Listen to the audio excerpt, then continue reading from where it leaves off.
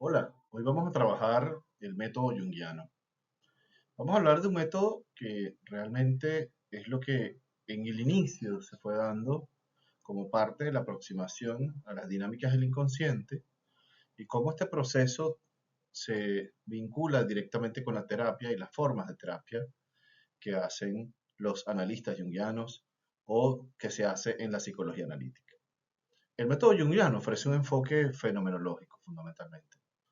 Es un manejo que se da del símbolo, del propio símbolo en las personas y una integración, por así decirlo, a lo que podría ser el proceso de individuación. Con el método junguiano lo que se va a facilitar es que se dé un encuentro entre las dinámicas del inconsciente, el consciente y, por así decirlo, todo lo que es la dinámica del sí mismo, es decir, lo que nosotros somos en esencia.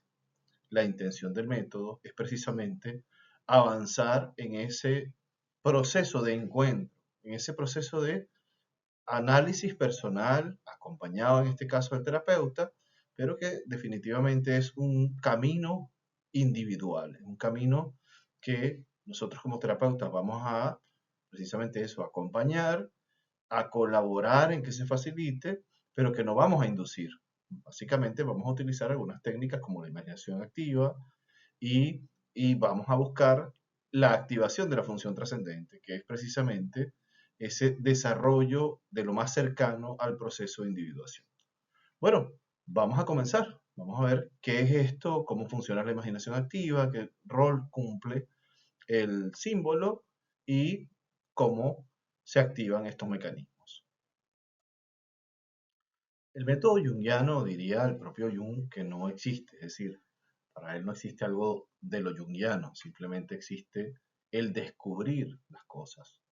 Él, como digno lector, influenciado por las ideas de la época de lo fenomenológico, de lo existencial, de Kant, de Heidegger, de Husserl y de toda esa corriente alemana de su tiempo, va a entender el fenómeno como algo que se le presenta al ser humano y que está teñido de sentido, está teñido de simbolismos. La realidad que yo experimento está marcada por mi cultura, por mi historia, está marcada por mis representaciones personales, sociales y por todas las formas en las que de una u otra forma se influye sobre la realidad. Incluso el lenguaje influye en esto, en las formas en las que se configura y en las formas en las que se diseña ese símbolo dentro de nosotros. ¿Y por qué se diseña ese símbolo dentro de nosotros? Bueno, porque nosotros necesitamos entender de una u otra forma el mundo. Así que hacemos una representación de ese mundo,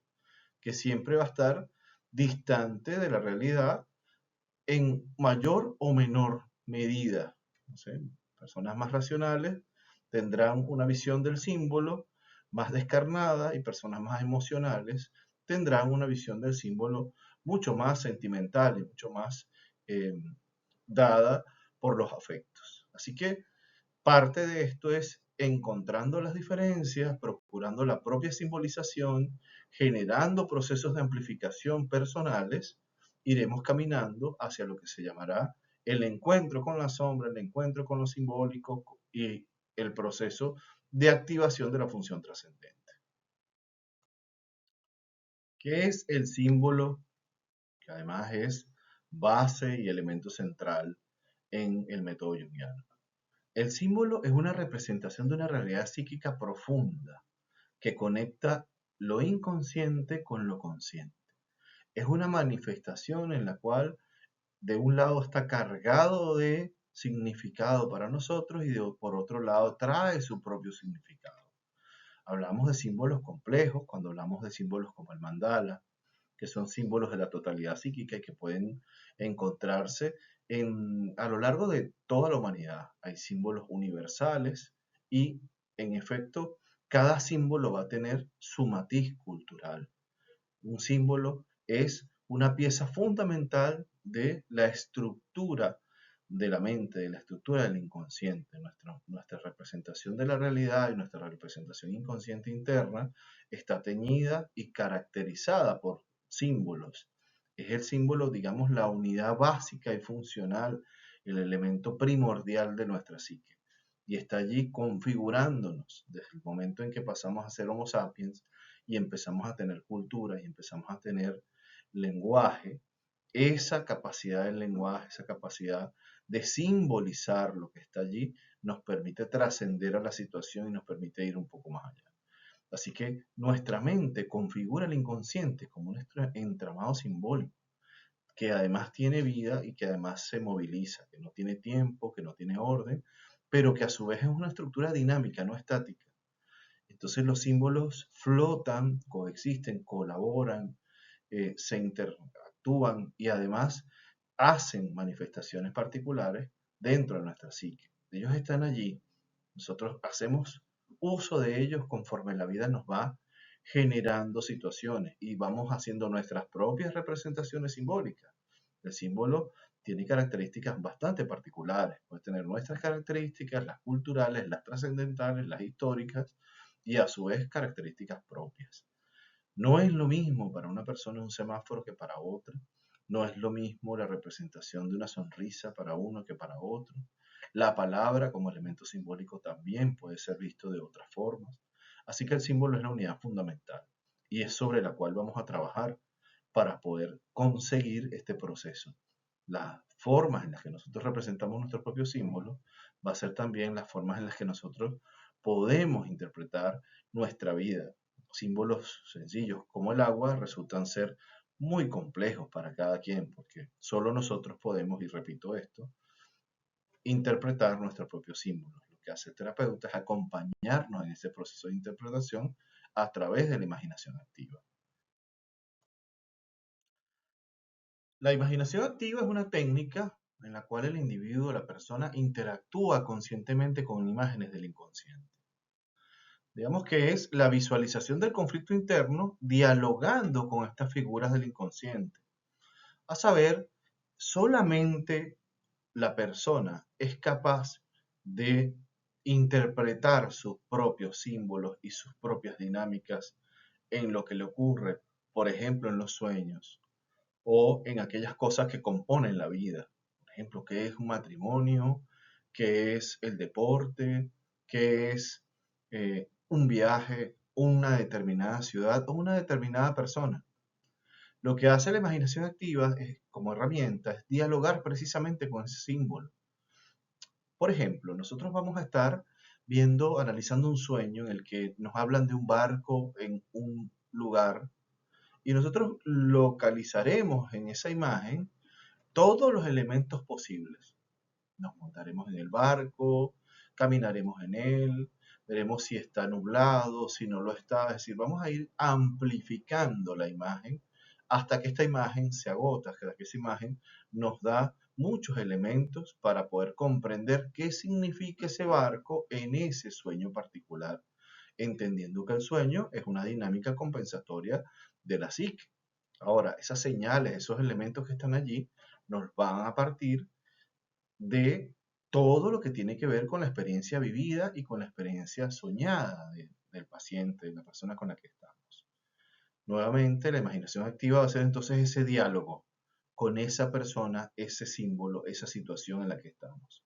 Y lo que va a procurar es ver la mayor cantidad de elementos y aristas de ese símbolo, de esa imagen como tal. Ahora vamos a recordar que siempre van a quedar elementos en sombra, ocultos de esa imagen. Por dos razones. En principio, porque nosotros tenemos filtros perceptuales internos. Y segundo, porque la imaginación es a ciencia cierta controlada. No estamos fantaseando, estamos tratando de observar dentro del símbolo. Este ejercicio es un ejercicio muy difícil y va a tener sus elementos, entre ellos que siempre va a quedar algo del símbolo que se va a quedar allí. Puede pasar que trabajemos este barco ahora y que luego meses después vuelva a aparecer este mismo símbolo dentro del sueño con otras características y lleno de otros elementos y mucho más detalles. Así que la imaginación lo que nos va a permitir es guiar esa exploración del símbolo para lograr conseguir la mayor cantidad de sentido, la mayor cantidad de valor emocional, afectivo y como tal, aunque suene una redundancia, valor simbólico personal de lo que estamos analizando. Bueno, así como hacemos imaginación activa, nosotros debemos y vamos desarrollando a medida que vamos haciendo el proceso terapéutico y el proceso de mirar nuestros propios símbolos, nuestras propias imágenes, nuestro propio inconsciente, vamos generando una actitud simbólica. ¿Qué es la actitud simbólica? La actitud simbólica es una postura, es decir, es la interpretación de los eventos y experiencias de una manera no literal, es decir, de una manera que está teñida de nuestros afectos, de nuestros sentimientos y de la experiencia, de lo que trasciende dentro de cada cosa. Poder ver lo que trasciende en lo que nos ocurre, poder ver lo que trasciende en el símbolo, lo que trasciende de las palabras de los demás, va a ser fundamental para poder entender todos los aspectos de una realidad, tanto psíquica como física, pero fundamentalmente la psíquica, que es la que nosotros nos, nos va a permitir actuar o interactuar con todo lo social que está allí. A ver, cuando tenemos el sueño, pongamos el sueño de un barco, ya lo hemos hablado, eh, este sueño va a representar muchas cosas. Ahora, si me quedo en la simple descripción, en el simple elemento plano, el terreno de lo descriptivo, de los números y de las cualidades sencillas, pues sencillamente nosotros vamos a quedarnos en lo más básico de esto. Ahora, ¿qué manifiesta el barco? ¿Qué manifiesta el agua? ¿Qué manifiestan esas emociones? Bueno, poder sentirse atraído y promover una exploración de ese símbolo barco como algo más complejo, lograr intervenir sobre él y avanzar sobre esa situación para poder comprender todos los elementos que nos trae, va a ser esta actitud simbólica. No es lo mismo ir por la calle y no mirar el cielo y no dar cuenta que esté nublado o soleado o azul o frío el clima. Esto es distinto. Y parte de la vida es poder lograr una actitud simbólica, apreciando los elementos que nos rodean y apreciando los elementos que están dentro de nosotros. Eso va a ser fundamental para poder vivir una vida anímica sana y un proceso de individuación que nos lleve a lo que nosotros somos, al verdadero sí mismo. En eso va a consistir la actitud simbólica. Esta actitud de apertura es esta predisposición a ver todos los elementos, a escuchar, a sentir, a ver y a tratar de poseer los elementos que nos da el símbolo, pero que son competentes para nosotros y que además están dentro de la universalidad del mismo.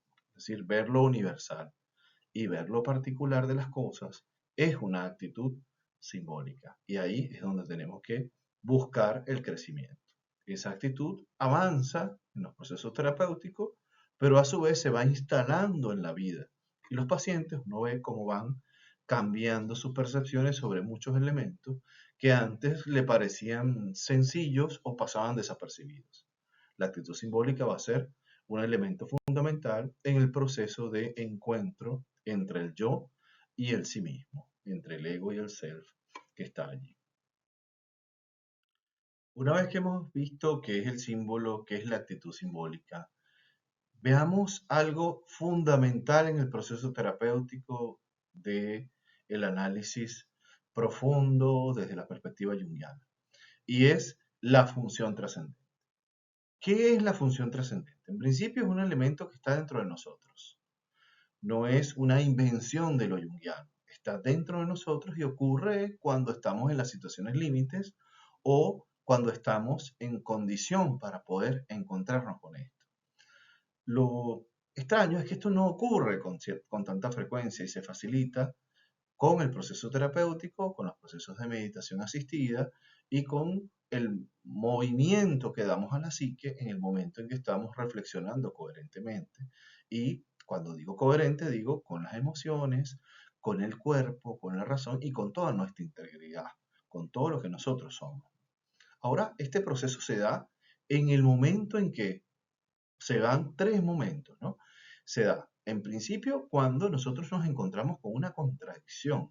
A esto se le va a llamar la tensión de los opuestos. La tensión de los opuestos porque va a ocurrir que hay una tensión entre lo consciente y lo inconsciente, diríamos algo entre el deseo y la realidad, algo entre lo que uno quiere hacer y lo que se puede hacer, una tensión entre lo que es la manifestación o la interpretación de un símbolo y la realidad que emerge de ese mismo símbolo a nuestro alrededor. En este primer momento de tensión de los opuestos, es la experiencia la que genera la tensión. Esta tensión es una señal del inconsciente que está tratando de comunicarse con el consciente. Es decir, aparece allí. Como señal puede ser un sueño que encontramos y que amplificamos con la imaginación activa. Es un símbolo que aparece allí dentro de ese sueño. O puede ser algo que nos ocurre, una contradicción que vamos haciendo. Por ejemplo, un acto fallido, un, un acting, algo que nos ocurre y que nos impacta en el consciente y que es una manifestación puntual del inconsciente. Ahora, esto va a generar una tensión y hay que buscar que se genere un diálogo con el inconsciente. Este diálogo es importantísimo.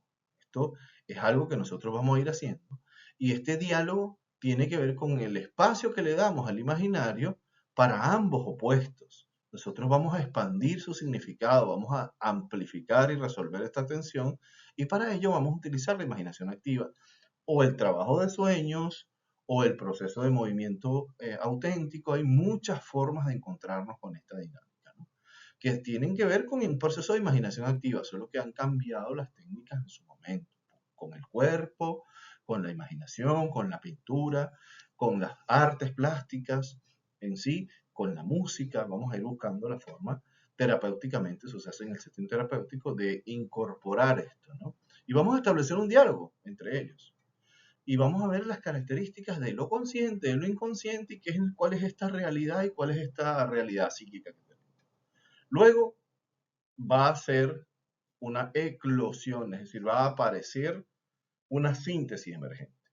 Esa síntesis emergente ocurre en la medida en que nosotros trabajamos las imágenes y los símbolos. Va a emerger una nueva comprensión que va a contener los elementos de ambos, pero también va a tener sus propias características y va a tener no solamente esta reducción de los polos, de lo consciente y lo inconsciente, lo enantiodrómico de lo que estamos sintiendo, sino realmente va a ser una síntesis que trasciende esos opuestos y va a ofrecer una nueva perspectiva. Va a ofrecer una perspectiva que va a incluir a ambos aspectos, pero a su vez va a crear algo nuevo, va a crear algo fundamental que va a ser la nueva realidad psíquica. Esta síntesis es inclusiva, esta síntesis, como les digo, va a incorporar cosas y va a generar un proceso de evolución.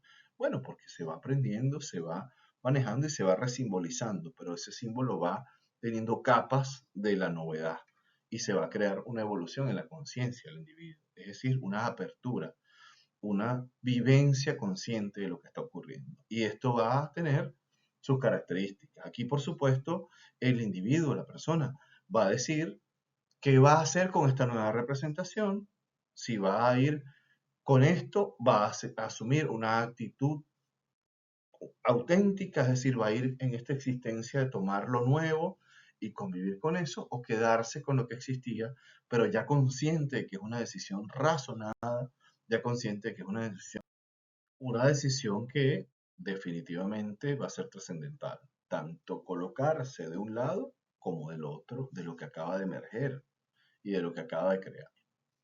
En fin, el método junguiano es un método de exploración interna de lo inconsciente, conectando lo consciente como un vehículo a través de la imaginación activa.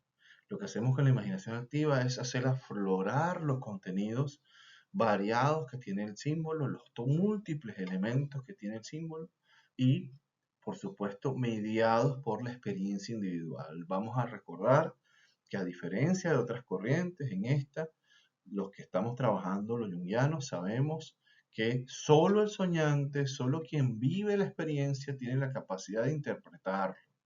No es lo mismo un barco para una persona que para otra, en su vida, en su experiencia. No es lo mismo un barco para alguien que nunca ha visto el mar, a alguien que creció a las orillas de algún tipo de río, algún tipo de mar, en el cual los barcos se dieron de manera cotidiana y fue un vehículo o fue un espacio para vivir, en fin.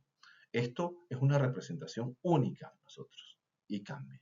El método junguiano va a plantear esa necesidad de estar consciente de la diferencia, pero a su vez de lo universal que es el proceso alquímico de reconstrucción y de construcción de lo que es nuestro proceso de individuación.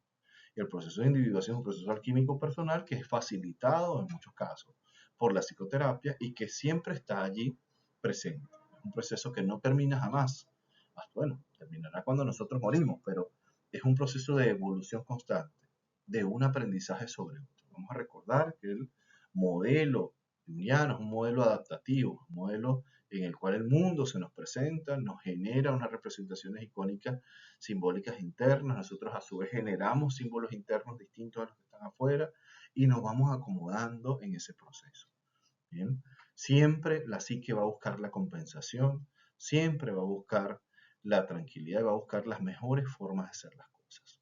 Va a ser importante que en el proceso terapéutico nosotros procuremos la libertad de la creatividad como un elemento que hace la manifestación en sí misma de esa vida anímica. Así que bueno, una vez que llegamos a nuestro proceso de individuación, una vez que llegamos a ese encuentro con lo que somos, hay que darle rienda suelta a eso que vamos a hacer nosotros, a nuestra propia vida y a nuestras propias dimensiones simbólicas. Bueno, hemos llegado hasta acá.